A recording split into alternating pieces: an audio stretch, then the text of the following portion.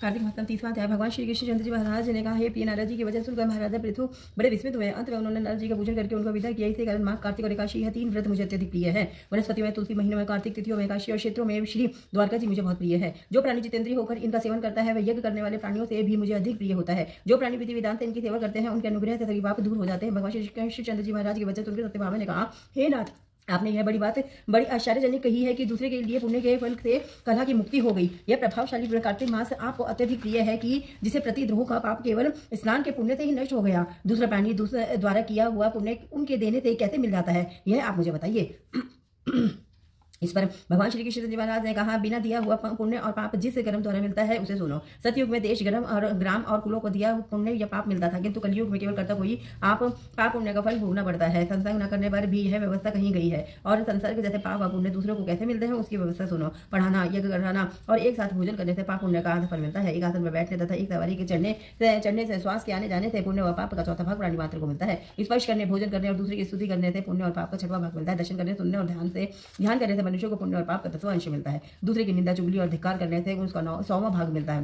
पुण्य करने वाले मनुष्य की जो कोई सेवा करता है वह सेवा का भाग लेता है और अपना पुण्य उसे देता है। स्त्री, नौकर और शिष्य के अतिरिक्त जो मनुष्य दूसरे से सेवा करवा कर उसको पैसा नहीं देता तो वह सेवक उसके पुण्य का भागी होता है। पंक्ति में बैठे हुए भोजन करने वाले की पत्तल को जो व्यक्ति लांघता है उसको जिसकी की पत्तल उसे लांघी है उस अपने पुण्य का 6वां भाग दे देता है। स्नान और ध्यान आदि करते हुए मनुष्य जो व्यक्ति बातचीत करता है उसे स्पर्श करता है अपने पुण्य का 6वां भाग दे डालता है। जो मनुष्य धर्म के कार्य के लिए दूसरों के लिए धन मांगता है वह पुण्य का भागी होता है। ठीक उसी प्रकार जिस प्रकार दान करने वाले पुण्य का भागी होता है। जो मनुष्य धर्म का उपदेश करता है, पश्चात से श्रोता से याचना करता है, वह अपने पुण्य का 6वां भाग उसे देता है। जो मनुष्य दूसरों का धन चुराकर उससे धर्म करता है वह चोरी के पाप का फल भोगता है और शीघ्र ही निर्धन हो जाता है। और जितना धन चुराता है वह पुण्य का भागी होता है।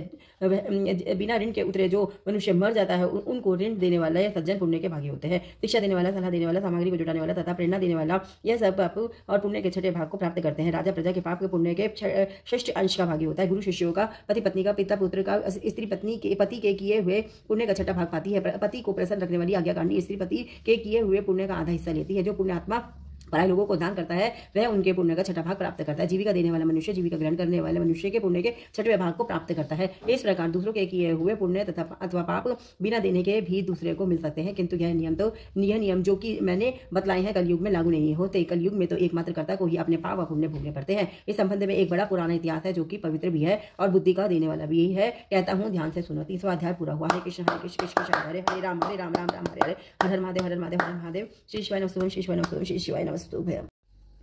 31वां अध्याय। कार्तिक महात्म। भगवान श्री कृष्णचंद्र जी महाराज ने कहा, पहले उज्जैन में एक महापापी और दुरात्मा धनेश्वर नामक ब्राह्मण रहता था। वह रस, चमड़ा और कंबल आदि का व्यापार करता था। वैश्यकामिता, मद्यपान आदि बुरे कर्म किया करता था। चूंकि वह दिन रात पाप में रत रहता था इसलिए उस व्यापार के लिए नगर नगर घूमता था। वह एक दिन महिष्यवतीपुरी में जा पहुंचा। महिष्यवतीपुरी चूंकि राजा महिष ने बसाई थी इसलिए बस राजा के नाम पर ही विख्यात थी। नगरी के पास ही पाप नाशिनी पुण्यकानी भगवती नर्मदा बहती थी। उस नदी के किनारे देश देशांतर से आए हुए यात्री कार्तिक व्रत करने के लिए कुछ दिनों के लिए ठहरा करते थे। उन कार्तिक व्रत करने वाले प्राणियों को वहां ठहरा देखकर वह दुष्ट धनेश्वर भी इधर उधर व्यापार करता हुआ एक मास के लिए वहां ठहर गया। अपने माल को बेचता हुआ वह नर्मदा नदी के तट पर घूमता हुआ ब्राह्मणों को देव पूजा में अक्सर लगा हुआ वह देखता कि कोई तो पुराण पढ़ रहा है, कोई सुन रहा है, कोई भगवत कीर्तन कर रहा है, कोई भजन सुन रहा है, कोई ध्यान में लीन है और कोई तुलसी की माला धारण किए हुए है। बस इसी तरह वह भगवत भक्तों के बीच में रहा और वैष्णवों के दर्शन करता रहा, उनके स्पर्श करता रहा, उनके वार्तालाप करता रहा और भगवान विष्णु के नाम स्मरण के पुण्य का अर्जित करता रहा। नाम स्मरण के पुण्य का अर्जित करता रहा। वह कार्तिक के व्रत के उद्यापन विधि तथा जागरण को भी देखता रहा। उसने पूर्णिमा को देखा कि व्रती ब्राह्मण और गौओं को भोजन करवा रहे हैं और उनको दक्षिणा आदि दे रहे हैं। उसने नित्य प्रति भगवान शंकर की प्रसन्नता के लिए होती दीपमाला भी देखी।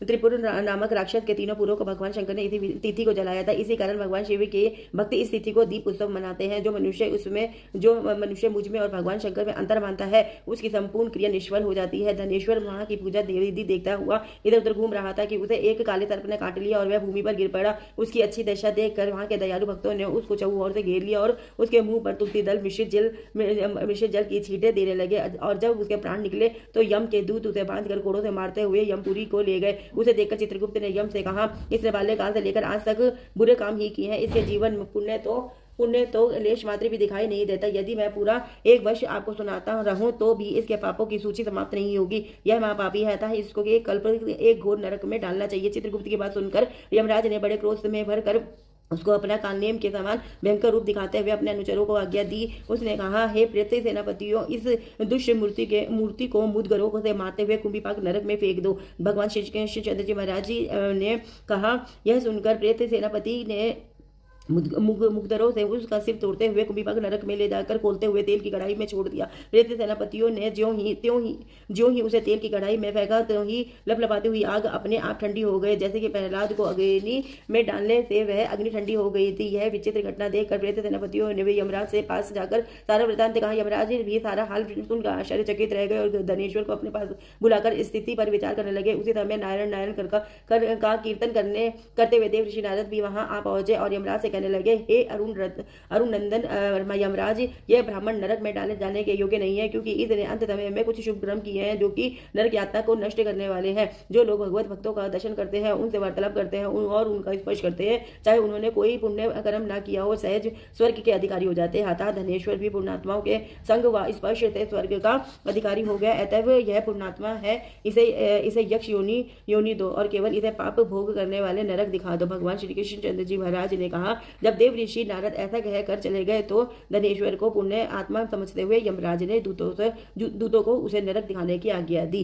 हरे कृष्ण कृष्ण कृष्ण हरे हरे राम राम राम लक्ष्मण नारायण नारायण गोविंद नारायण नारायण हर हर महादेव हर महादेव हर शेषवान शेषवान शेषवान